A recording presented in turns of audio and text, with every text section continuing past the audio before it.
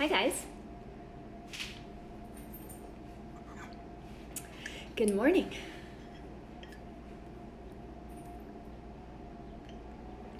Good morning. It's Wednesday, I think. Hi. Hello. Just waiting for some of you to join. Good morning. Nice to have you here.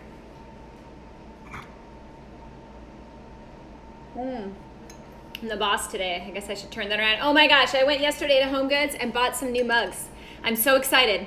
I haven't washed them yet, so I haven't pulled any out today, but you keep a lookout. I have some new ones. I think I bought 3 or 4 just because I feel like I'm rotating the same ones, but totally excited. They had great ones. That was the highlight of my day yesterday was, like 10 minutes in Home Goods looking at mugs. It was one of those days where I got all this work done and then all of a sudden it was 3 o'clock and I felt like all I did was work all day. So I went and bought some coffee mugs. It was great. Good morning. Good morning on Facebook. So today we're going to talk about gluten. Yep.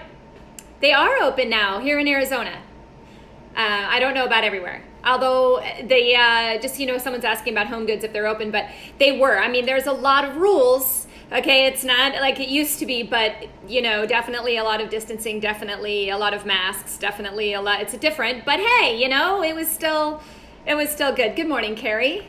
So I'm going to talk about gluten today. I'm not just going to talk about gluten. I'm going to talk about celiac disease and what that means. I'm also going to talk about gluten intolerance because a lot of the times there's, a real confusion on what's what does this mean? Why do we have this gluten intolerance? And many of you know that I don't eat gluten.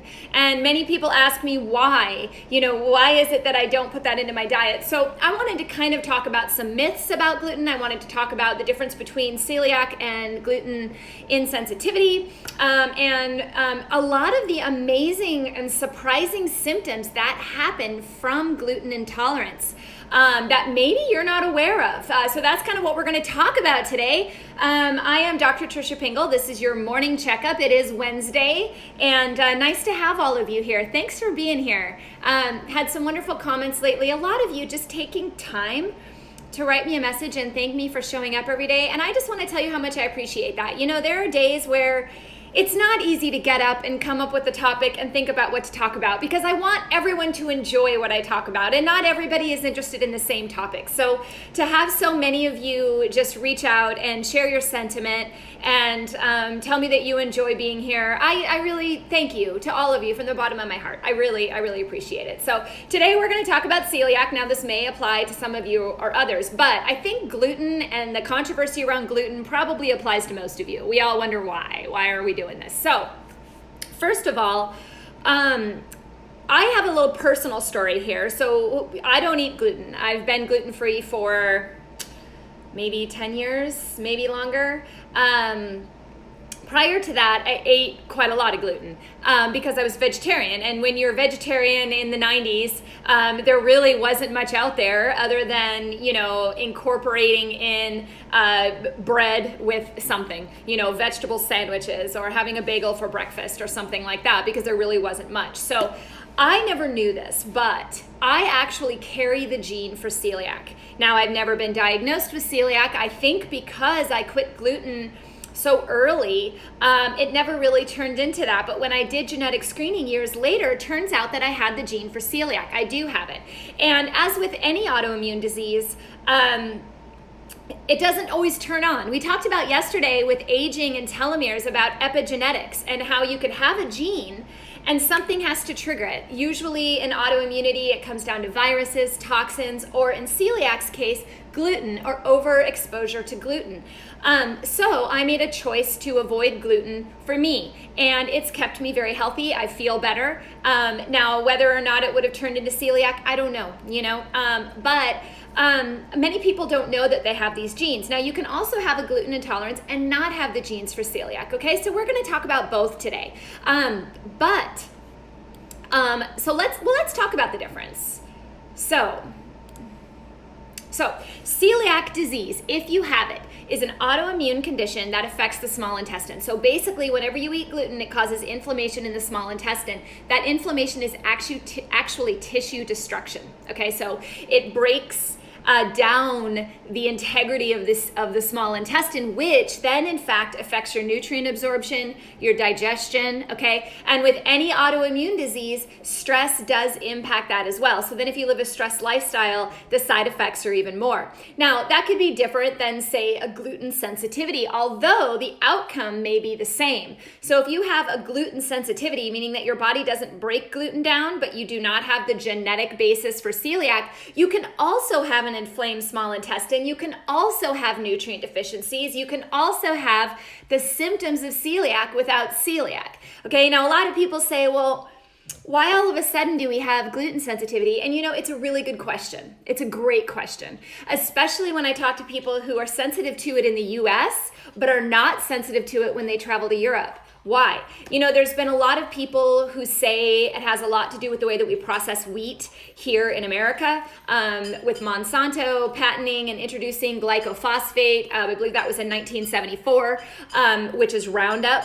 There's a lot of links to Roundup use and its impact on wheat and the way that we grow wheat. So there's a possibility there's a toxic load there, excessive pesticides in wheat, that maybe we've gotten used to over time, that we've just eaten, and then it causes inflammation over time. There's also just the plain amount that we eat in the standard American diet. I mean, if you go, so let's think of just the standard American diet, so for breakfast, you've got eggs, bacon, and toast, right? Or maybe a bagel and cream cheese, or maybe, a muffin or a donut, right? All wheat, all gluten. And then for lunch, we've got our sandwich with our chips. Now our chips might be covered in wheat, might not be, right? And then for dinner, we've got our dinner rolls and our pasta, and we serve bread with this or that, right? So as a society, I think in America, or at least in the past, I think we're moving away from this more in modern times, but I think we eat a lot more gluten than the average person, not to mention the processed foods and how much gluten is hiding in those processed foods. And we're going to talk about that as well, because I think it's very important to know what to look for on a label. Okay, so why this gluten intolerance is happening more so in our country could be linked to any of these, a combination of these, or even underlying celiac disease. When I was in medical school, I was told that celiac disease was diagnosed in childhood. That's what I was told. However, clinically, I found quite the opposite. And in research, I'm finding quite the opposite, that many cases of celiac are diagnosed between the ages of 40 and 69.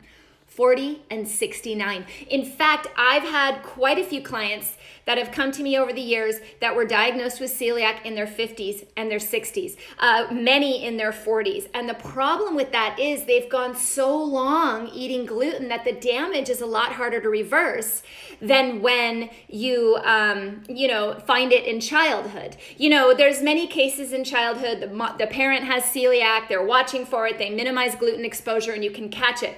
A lot of the times you can't. In my case, my parents were not celiac, but I have a few people down the line in my grandparents' arena that were, okay? And we weren't paying attention to that in the 70s. Nobody thought about it. So when I was a kid and I had stomach aches or, didn't want to eat certain things and was very picky, nobody thought to ask, oh, maybe there's a celiac gene there, or maybe she's intolerant to something,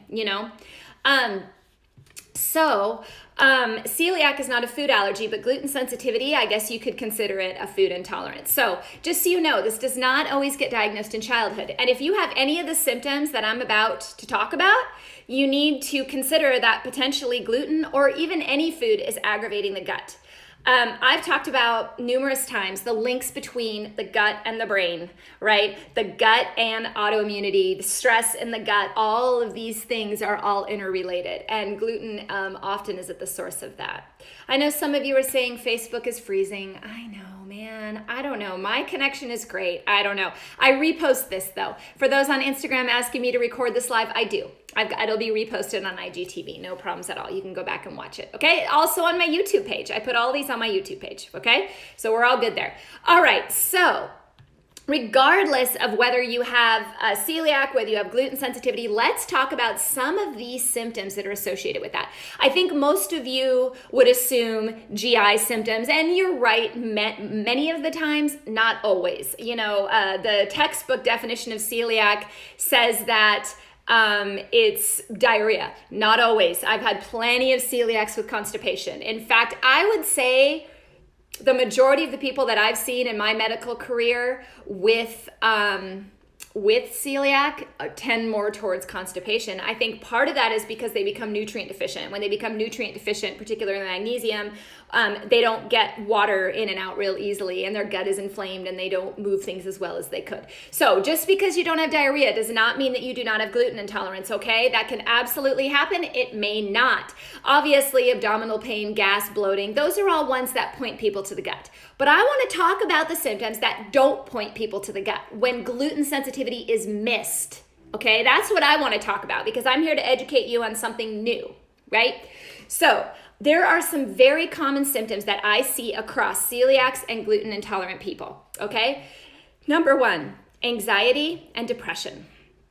I can think of quite a few clients I've seen over the years that had absolutely no gut symptoms, but had struggled with anxiety and depression through their teen years and through their early 20s, and all they were given were medications. Now remember, the gut and the brain are highly connected. So if there's an imbalance in neurotransmitters, often that comes from the gut. If you're not absorbing things well, you have to consider that maybe the source is coming from the gut, which is throwing things off in the brain, okay? So I have seen that so many times, and eliminating gluten and healing up the gut has helped these people with anxiety and depression. So always consider that. I can think of numerous cases where they came to me and they said, "We can't get any help. I don't know what's going on, but I've got this anxiety, this depression, this insomnia," and it came down to gluten. I could count it probably, yeah. I can think of quite a few clients that it's come down to gluten. So very important. Number two, Hashimoto's thyroiditis. Okay, all day long I get notes from you guys with people with Hashimoto's, and it makes sense because it's like 80%, I think 80% of America has thyroid issues. It's very, very, very common. Not uncommon for autoimmunity to overlap. So people with any sort of autoimmunity tend to have autoimmunity to other things. Celiac and Hashimoto's go hand in hand. They're almost always together. Also, tons of literature and clinical research on eliminating gluten in people with Hashimoto's thyroiditis, whether they're celiac or not, lowers the autoimmunity and the response to the thyroid. So gluten and thyroid, I want you to keep those in your brain together. If you have problems with your thyroid, watch your gluten, okay? There are also other autoimmune overlaps here. Celiacs tend to also have a lot of joint issues. Sometimes they have overlaps of lupus, rheumatoid arthritis, osteoarthritis, psoriasis, a lot of overlaps in autoimmunity. And it makes sense because autoimmunity is controlled by the immune system. The immune system has a huge root in your gut, guys. If you don't have good gut flora, you're not absorbing nutrients, you're going to turn genes on and off, right? So very important to always consider that. The other thing that I see highly entwined in celiac or gluten intolerant people is estrogen dominance. Now, all three of those you can kind of put together. Some sort of food intolerance, estrogen dominance, and thyroid problems. They all weave together. If one is there, the others are probably there. And if they're not, they could be if you don't watch it. So estrogen dominance, very common. Most of the celiac clients I see also have, if they're women, heavy periods or infertility or ovarian cysts, right? And that overlaps, that now feeds back on the thyroid, and the thyroid is downregulated because the estrogen's too high, and then the gluten interacts with the thyroid as well. Now, I talked about anxiety and depression. Just having all those symptoms can make you anxious and depressed, not to mention it that can be weaved in there as well. So these are all related, guys. So never separate the endocrine system and the gut. They're always together. Always. 100% of the time, there is some sort of overlap, okay? In addition to that, many people with gluten intolerance also have dairy intolerance. I always advise my celiac patients to stop the cow's dairy, 100%. Sometimes they notice a difference, sometimes they don't, but I definitely notice a difference in a lot of the symptoms and their blood markers when they take the dairy out. So it may not be obvious to them, but I always put them together. Someone is asking about estrogen and Hashimoto's. Yes, there's a huge link between estrone and estrogen storage and low thyroid function, which ties into Hashimoto's. I do have stuff on my website on that, and I have a live on that. Very, very important point there. They absolutely, low estrogen and Hashimoto's. Oh yeah, well, I mean, it could go either way. It depends on what estrogen you're looking at. Sorry, I misread the question going fast. So if you're looking at estradiol and it's low, the question is estrone high? So when people say low estrogen, that could mean a lot of things to me. Definitely look at all of the estrogens. If all your estrogens are in balance, great. It hasn't affected there yet. Could it? Sure, of course it could. If you're not watching your stress, we're gonna come back to stress. Okay, so dairy intolerance, very important to consider with celiac and gluten intolerance. Headaches. Okay, so headaches, very, very common in any leaky gut scenario. What do I mean by leaky gut? Meaning that you're eating something that's causing inflammation in your gut, that's causing you to have an intolerance, whether that's dairy, whether that's gluten, whether that's tomatoes, eggplant, I don't know, doesn't really matter.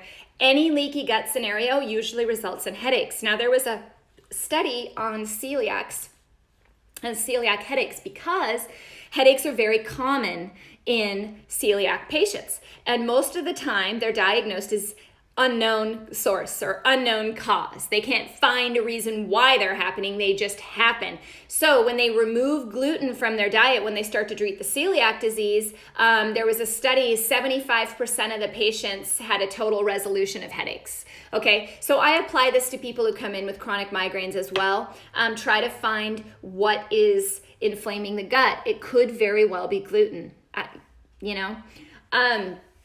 Joint pain and swelling are very common with celiac patients. They are. Joint pain, rashes, any type of autoimmune.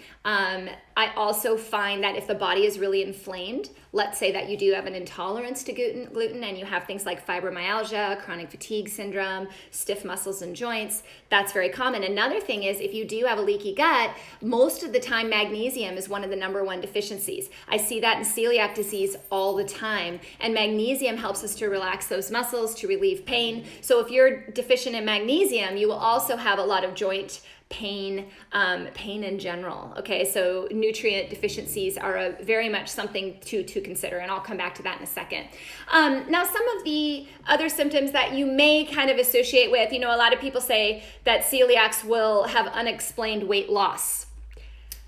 I have not found that in many cases, okay? I think in children, yes, failure to thrive, they're not growing like they should, they're underweight. In adults, especially that demographic I talked about earlier where they're being diagnosed over 40, I tend to find that they're carrying more weight than they should be because of the inflammation in the gut and the fallout that they've had since then from all the years of eating something that was causing reactions to their body. So I would say unexplained weight gain or weight loss could definitely be a symptom. Anemia usually happens a little bit later once you've really lost the ability to absorb B vitamins. It's typically a B vitamin related anemia, although also iron, because iron is very involved in a normal digestive process. So lots of nutritional anemias can develop.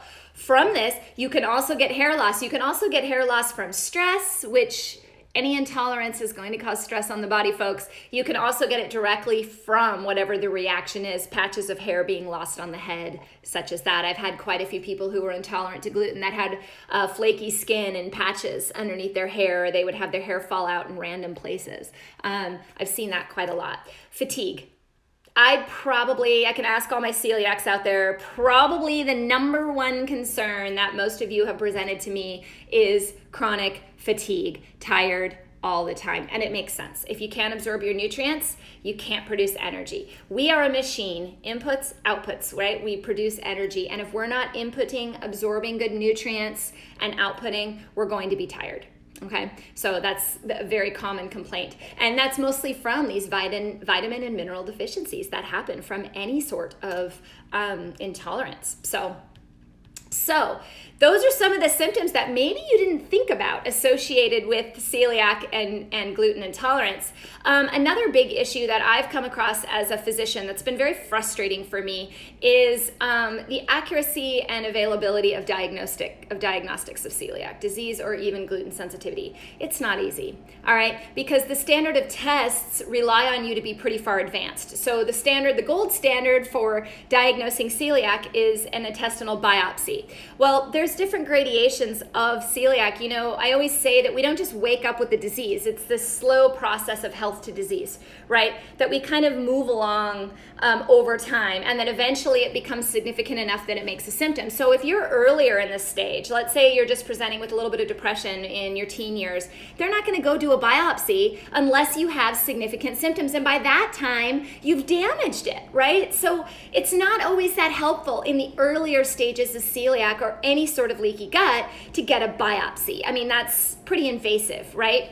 Now, most of these people who were diagnosed over 40 that I've seen, their first biopsy was in that age range. They were not biopsied when they were younger. They did not have screenings when they were younger. Or if they did, they didn't come up with anything, right?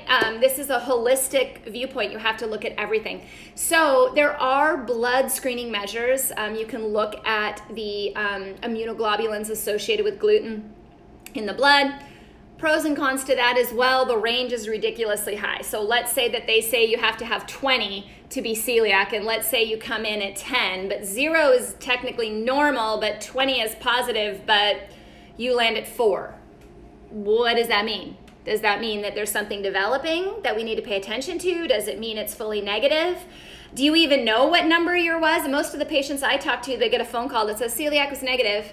And then when I go and I look at the result, I request it and I look at it, I find that they're like 3 points below. They're like at 17 or something, which is significant.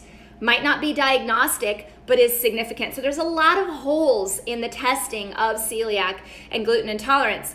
How I found out was by doing genetic testing, where I looked at the actual genes associated with celiac disease, which are HLA-DQ2 and HLA-DQ8. So when I looked at those, I saw that I had the genes. Now, my celiac screening is negative, but I have the genes. So knowing epigenetics, I've just decided to eliminate gluten. One of the best ways to see if you're intolerant to gluten is to simply eliminate it. Eliminate it for 2 to 3 months. Take very good notes and journals on how you feel. And a lot of the time you can pinpoint what it is. And that's probably a better diagnosis. But if you have any of those symptoms that I mentioned above, I would strongly consider eliminating gluten for a while and just seeing how you do, okay? Now, once you are diagnosed with a gluten intolerance or celiac, especially my celiacs, I feel for you guys, man, because you're handed a pamphlet, avoid gluten, and you're sent out the door. I mean, how many of you out there with celiac actually had a good, solid conversation about what the heck that means and what to look for? I have found not many. Not many have had that education. They've had to take it upon themselves to educate themselves on where gluten is located, where the hidden sources are. And that is just sad, because as a physician, I believe it is my job to teach and to help you be well. So I've been very frustrated with the stories I hear from people about the lack of information out there. So let me try to give you some sort of guidance here, okay? And obviously I don't have 2 hours on my live to fill you in on everything, but let me talk to you about what that means. Where is gluten? What does that mean? Does that simply mean avoiding bread? No. Okay? Gluten, of course, is found in wheat-based products. I think most people know that. Bread, pasta, pastries, that type of thing. But what else is it in? Okay, so it's not just wheat, right?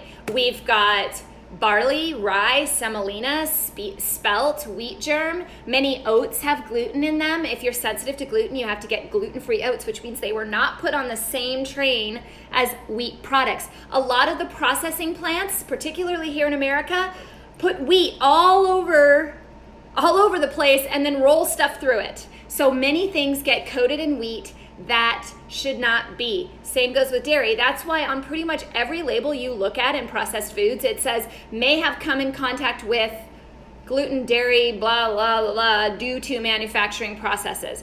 Now, for somebody who's just simply gluten intolerant, that might not be enough gluten to cause a reaction, but for somebody who's celiac, it is, okay? It is enough. I have a client, man, she'll go out to eat, she'll ask for everything gluten-free, separate gloves, and swear to God, every time she has a reaction. If she doesn't go out to eat, never has a reaction. So even people saying, well, this is gluten-free, sometimes you have to pay attention to that. What exactly does that mean? Is there cross-contamination? That makes it really difficult for the celiac and very frustrating, by the way, right? But also candy, right? Many candies have gluten in them. Chips, many corn chips are rolled in wheat flour. Why? Right? Crackers, things like that, certain spices. There was a pepper on the shelf, ground black pepper. I kid you not. Flipped it over, read the label, and it said ground black pepper and wheat. Why? Why is there wheat in my ground black pepper? I don't understand. Like, does pepper have to be processed? Right? Those are things to pay attention to. Beer.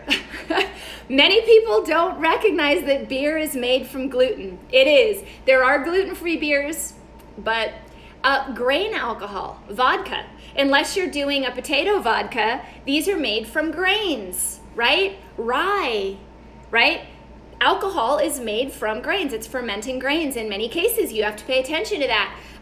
Flavored teas. You even go and buy a tea, a relaxing, nice lavender tea or something. And if you're not paying attention, it could also have wheat gluten in it.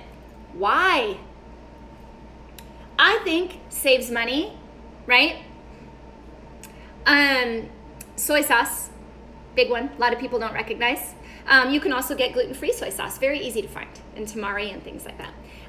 Salad dressings. A lot of people don't realize gluten in salad dressings. In fact, every time I go out, salads are something that I order regularly, and I have to check for dairy and wheat in every single salad dressing. And you will be surprised at how many people use wheat as a binder. Any type of sauce usually uses wheat as a binder. Veggie burgers. Of course, not my veggie burger recipe, but many veggie burgers out there are filled with panko breadcrumbs. Did you know? Right? You're trying to make a healthy choice? And there's gluten in that as well. Now, just to drive you all crazy, guess what? Gluten is also found, and this is something the celiacs need to pay attention to, because I'm coming to drugs and supplements. Hang on. That's next. Hang on. A lot of people don't realize this, but gluten is found in makeup, lotions, sunscreens, laundry detergents, glues, hairsprays, shampoos, conditioners, toothpaste, mouthwash, and, as someone just mentioned, medications and vitamins. In fact, one of the most common thyroid medications used in America is bounded with wheat. And if you don't ask and you don't pay attention to the brand of that medication, and you're celiac and you likely have a thyroid disorder overlapping that, you could be unknowingly eating wheat every single day through your common medications. Supplements, same way. They can save money on supplements by binding it with wheat starches. So whenever you see the word starch, you have to call the company and ask, cornstarch, potato starch, wheat starch, what type of starch is this? I don't think most celiacs are told that. Now, I always appreciate my celiac clients because they're so freaking on top of it, and I love it, because once they realize that all they have to do is pick up the phone and say, what's the source of this, they recognize how to read labels, and they do really well. But if you've never been told that starch could be wheat, but maybe won't be, you won't know to investigate, okay? So when you buy supplements, look for ones that say gluten-free. It'll save you a lot of time. If not, it doesn't mean they aren't, but you've got to call. And if they don't know with 100% certainty if it's gluten-free, don't eat it. I've learned the hard way. So yes, supplements, medications. The thyroid one, I mean, man, you don't know that, right? Why would you think a thyroid medication would be full with wheat? You wouldn't, right? There's also, there's a prednisone, one of the dose packs. How often are people prescribed prednisone dose packs, right? When they have asthma or something, one brand is gluten-free, another one is not. If you don't know that, the pharmacist could just fill it with one of them and you won't know which one you got. And sometimes when you ask the pharmacist, they're not very forthcoming about it. Many are, many aren't, but little things. Natural flavors, exactly, Linda. Natural flavors, whenever you see natural flavors on a box, be a little concerned. Could have gluten in it, may not, right? So these are the things that I get passionate about it because it frustrates me as a physician when I have patients come to me that are clearly educating themselves the best that they can, and they have these intolerances and they've been diagnosed with this condition and nobody has sat down and told them this information. You know, they're just given a pamphlet and a website. And that's really sad because think about all the healing that could have happened if they didn't have to find out the hard way that their medication had gluten in it, right? And this goes for any food intolerance. I mean, really anything at all. So hopefully you guys can take this to your celiac friends, your gluten intolerant friends, and help them learn because it's very important. Now, we talked about all of the bad things. Let's talk about the good things. What can you do? Okay, primarily, avoid gluten. All right, we don't need to spend much time on that. We know you avoid the offending agent. Okay. But here's the problem. Depending on how long you ate it, your gut is now inflamed. Your digestion is inflamed. Your nutrients are depleted. You may have imbalances in your hormones, in your neurotransmitters. You may have other autoimmune diseases that have now cropped up. So now you've got all these symptoms that you have to manage. And where do you start? You start where it started, at the gut. That's where you start. You fix the digestion. That may mean digestive enzymes. You fix the inflammation. That may mean glutamine. That may mean intestinal anti-inflammatory herbs like slippery elm, marshmallow root, deglycerized licorice. You'd have to talk to your herbalist, your naturopath, your integrative physician about what works best for you. But you have to bring that inflammation down. And then you have to replete those nutrients. Now, depending on the situation, you may not be able to replete those orally. You may not. If your system is so inflamed and you take a bunch of vitamins, what's that going to do for you, right? Oftentimes with my celiacs that were diagnosed later in life, I have to do it IV. You know, there are IV nutrients as well. Now, if you can heal up your gut and you can get it back to working, you can absolutely supplement orally. Some of the main nutritional deficiencies that I see in celiacs in general, and this isn't, I don't have a study to back this one up. I'm just telling you my own personal experience, what I see. Magnesium, huge. Selenium, zinc, vitamin C, and all of the B vitamins. Often vitamin D and often iron as well. You have to look at all those, okay? And we have to replete them. And if you don't replete them, you're not going to get a lot of those symptom resolution. Lastly, stress. So, no matter what autoimmune disease you have, stress will worsen it every time. Why? Because when you're running from a bear, when you're in a sympathetic output, you do not digest food well. And you already have a compromised digestive tract, okay? It's already compromised. So if you run from a bear, it's going to be compromised more. Any celiac will tell you when they're under stress, their symptoms get worse. I have some that develop rashes under stress. I have some that get diarrhea. I have some that everything they eat, they bloat. And then when the stress is calmed or they focus on, improving their stress response, those symptoms go away. Okay.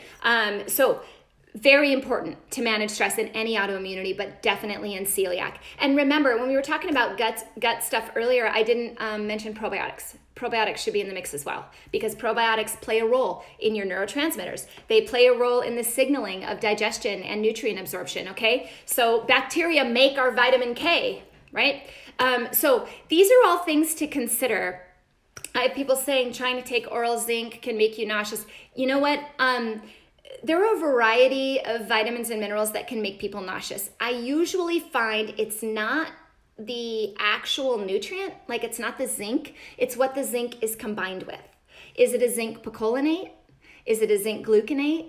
Is it a zinc sulfate, right? All of those have different reactions in the body. Okay, I do tend to find that if people take zinc gluconate or zinc sulfate, they tend to be more nauseous than if they take zinc picolinate. Zinc picolinate has better absorbability. So it would make sense to take zinc picolinate in this situation. Also, if your digestion is not working well, you're going to have nausea as well. So sometimes that means taking it with food and a digestive enzyme. Sometimes that means finding different binders within the supplement. Okay, so not all zincs are created equal. right?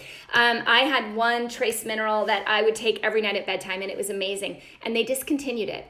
I don't know why. And I tried a different trace mineral, same basic components, but when I took it, I would get nauseous. And it was still well absorbed. So I don't know why some brands make you more nauseous than others. The only thing I can think of is the quality and the blend and the binders. So if you can get these nutrients through food, even better, right? So eat a lot of pumpkin seeds. All right, we talked about a lot. Did you guys learn something today? Was this helpful to you? I hope so. And for those of you that have friends that are dealing with gluten intolerance, that are dealing with celiac disease, that are dealing with Hashimoto's, low thyroid, estrogen dominance, anxiety, depression, gut issues, forward them this. Let them be aware. Help them learn more about what they can do with their health, okay? Because we'll only get healthy together. We have to keep educating ourselves because there's a lot of misinformation out there. We're learning that on so many different fronts.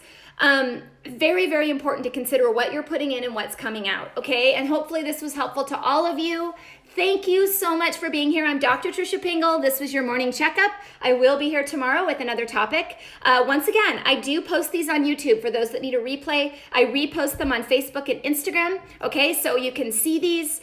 Share them, okay? Help me educate people, all right? Help me because, not everyone can sit in front of me. So to being able to spread this information and help you guys grow and be healthier is honestly my mission. So thank you so much. Have a great day. Be well. I'll talk to you tomorrow. Bye-bye.